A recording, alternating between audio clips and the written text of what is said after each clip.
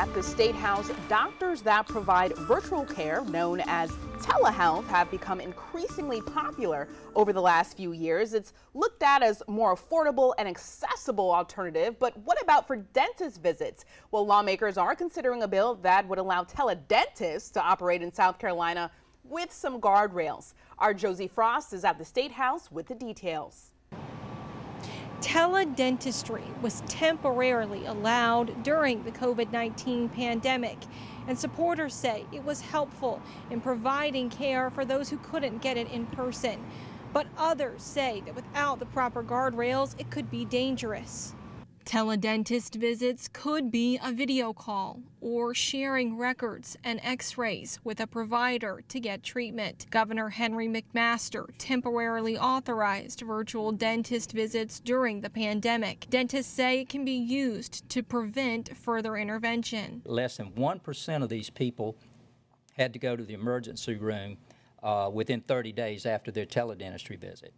Also, 85% of these patients ended up with a dental office visit within 90 days. Under the bill, it could be used for emergencies, public health programs, or an initial braces consult. Patients are required to see a dentist in person first. Dentists can't provide treatment solely based on an online questionnaire unless it's an emergency. But some orthodontists say they've seen the dark side of teledentistry through mail order services like the clear aligner companies that just use a mold of a patient's teeth. When you're moving teeth, really what you're doing is remodeling the bone around the roots of the teeth. If you don't have healthy bone around the roots of the teeth, you can move teeth out of bone, you can cause more bone damage.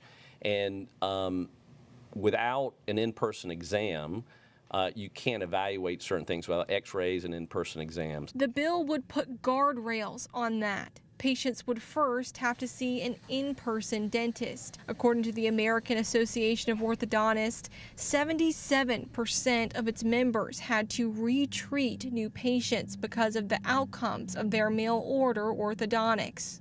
And sometimes these patients had to pay twice, and sometimes these outcomes have compromised the overall health care of the patient and with irreversible damage that can't be corrected after they seek in-person examination.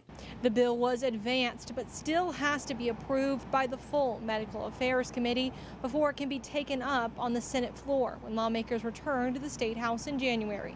Reporting at the State House, Josie Frost, News 19 WLTX. The bill also requires consent for virtual visits and even warns patients and ads to see a dentist in person first.